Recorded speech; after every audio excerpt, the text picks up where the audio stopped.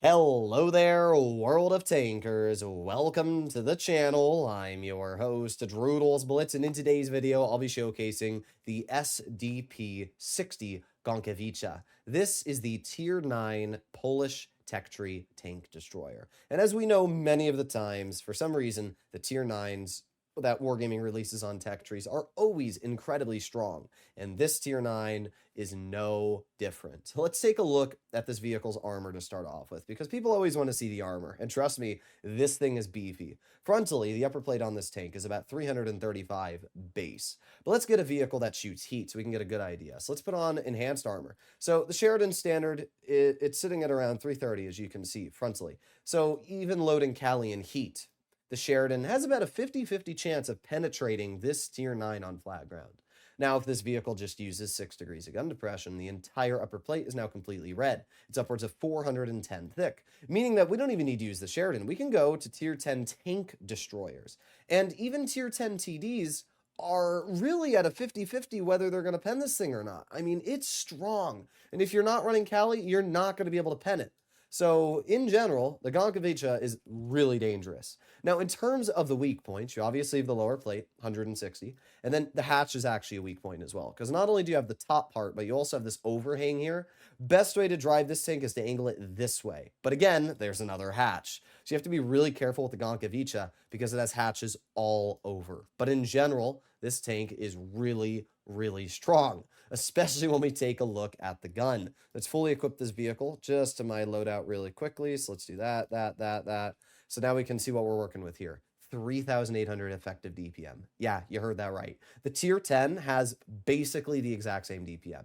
So this thing is ridiculous in terms of the damage per minute output. And that's because it does 600 damage per shot within 50 meters. If you go to 60 plus to 120 meters, you're sitting at 522 damage, which lowers your DPM down to 3,200. And then you go another jump, 120 to 200 meters, you're now losing 87 damage, 2,700 DPM, and then the final jump brings you down to 2,200 DPM. But honestly, it's totally fine. I mean, in terms of the gun that this vehicle features, that damage per minute in front line will dominate. When you are fighting Tier 8s, this tank will be so scary. Now, before you go in the chat and say, oh, this is the most OP thing ever, you do have to remember that there are other tank destroyers, which also feature really high DPM and dangerous capabilities in Tier 9. We have the Jagdtiger with tungsten and adrenaline having over 5,000 effective DPM. We have the SU-122-54, which has over 4,200 DPM. We have the Tortoise, which is sitting at around 4,000 damage per minute. So it's not like there is only one tank destroyer that has high DPM. We now have 4 of them. All right, well, here we are on Falls Creek. Pretty good matchup. We have Tier 8s and Tier 9s up against us, and we actually have some really dangerous Tier 8s and 9s, being the Jagdtiger and Tortoise, 2 of the highest DPM tanks, so I guess it'll be a good showcase. But as I said, I personally think that out of the dangerous vehicles, this one will reign victorious. So let's start by heading into this bush up here. The nice thing about being a tank destroyer is you actually have decent camo values. So this tank can get away with playing aggressive and not really having to worry too much about the camo values. Yeah, I wasn't going to stop. I'm so sick and tired of being the one to stop and then missing the opportunity to get an important early game shot of somebody driving down, especially when you have 610 damage, right? Well, we have the enemy T-32, which we get a nice 400 shell into, and there you go, we get the bounce as well. Okay, nice. We just chill here, not gonna waste a repair kit, we don't need to. And 3, 2, 1, boom. Okay, we should be unspotted. We have another shell loaded. Okay, we have the Destiny. Oh, great, we're being pushed by our Luva. Let's aim it on the Destiny. A truly amazing teammate, dude. Wow. Ooh, boy. This is Blitz, guys. This is the game that we all love to play. I have no words. I have no words. I really don't. I am speechless. Oh, man. Whatever. Just gonna chill here. The enemy's still gonna have a hard time digging me out. It's just players like that should be banned. That's really as simple as it is. Aw, dang. That shell should have hit. It's fine, though. I can chill here. I don't really see how that Progetto is going to pen me, so I'm not too worried about that. What I more want to do... Oh, dang, dude. I'm really hoping we can get that prog. This guy's just really annoying me. I'm trying my best. And there you go. That's what I was waiting for. I mean, once we had the angle, we were able to get it out. I just needed that angle to be able to get that shot. So we're going to ignore this action going on over here. I'm going to move over and try and help out my teammate with the tortoise. Remember, this thing has crazy good damage per shot the closer we are. So within 50 meters, I can really get this farm out. We only got to wait 5 more seconds for another shot. We're going to aim it on the BZ. There you go. 524. We've already done a lot of damage in this game, and we're going to keep going here.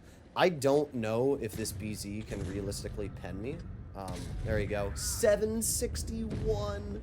That's crazy, dude. 761. I mean, think about that for a second. Tortoise is obviously a threat. Let's take the tortoise out of the game really quickly. And while this BZ does scare me, not really enough to, you know, pose a huge threat. There you go. He bounces me. Woo! Thank you, game. As I said, this vehicle, its gun, it definitely sacrifices in terms of accuracy. It's not the biggest problem ever because we still have so much DPM and so much everything else that I don't really need to worry, right? I mean, the Destiny doesn't scare me. If we reload in 2 more seconds, I'm going to load a gold shell to guarantee the pen. We can clear the enemy BZ. Now we can start turning for, once again, another stock Destiny player, dude. All right, let's aim it on the side of the Destiny. 637. This is where this tank will just do crazy, though. This is the prime situation to drive this thing, right? Because we're getting that damage out. Look at that, 757 high explosive. Just like that, we are now up to over 5,000 damage. We have the enemy T-32 in front, which we're going to aim it on the hatch. There you go. 520. I mean, what do you do to counter this thing, dude? What do you do? I don't really know. The reload is so fast that you don't really have a counter. We are already up to now 6,200 damage. We're going to push this Jagdtiger just like this. Get a nice tracking shell for 692 into his vehicle. We're going to reload again. 5, 4, 3, 2, 1. We back up. Shoot at the lower plate. 653. I mean, what more do I need to say? What more do I need to say, dude? This was a crazy farm, and it's by far the best showcase I really could of this tank. My Luva screwed me, and it actually worked in my favor because we were able to get a crazy farm going into the dip. 7,609 damage, 3,450 blocked, 4 killed, and an ace. I know that there's immediately going to be people coming into the comment section saying, oh my god, Droodles, you had the easiest, freest farm ever. And I always know that sometimes that's the case. But at the end of the day, it's not whether you have a free farm or not. It's how you take advantage of that farm. Either way, let's take a look at one more game in this tank. The last one was a live battle. This one is a replay from live stream earlier today. But I think that this replay really illustrates the strengths and weaknesses of this vehicle. I hate Naval Frontier sometimes. I'm not gonna lie, I really do. And the reason is simply because that crossing is so bad, bruh. I don't understand why Wargaming created a crossing where you literally just get punished for going where you're supposed to. It's really stupid, and it shouldn't exist. But either way, we did lose about half of our health. However, a good chunk of that was because of the 53 TP. We're gonna aim it on the enemy WZ. We get a nice 500 roll. You can see again that even though that WZ is pretty far away, we're still dealing pretty good damage. The drop-off on these vehicles is not as much as you would think. I really don't think it is. And because of that, it allows you to get away with kind of everything. That's the best part. You don't actually need to play this thing super frontline. Early game, I kind of just play midline like this. And then once late game has kind of developed, that's when I played aggressive. I should have just fired before, and unfortunately I waited and allowed that 53 TP to angle its rear away from me. But here we go.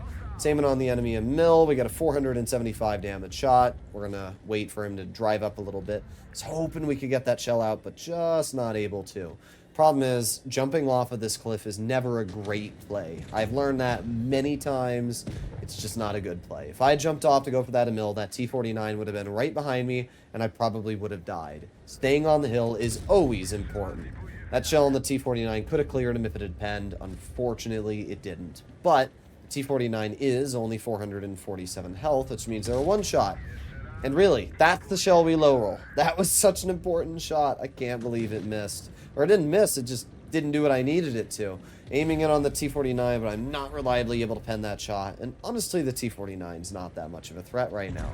There are many vehicles which are much more dangerous. But hey, if the T-49 is going to show me his hatch, I'll gladly take advantage of it.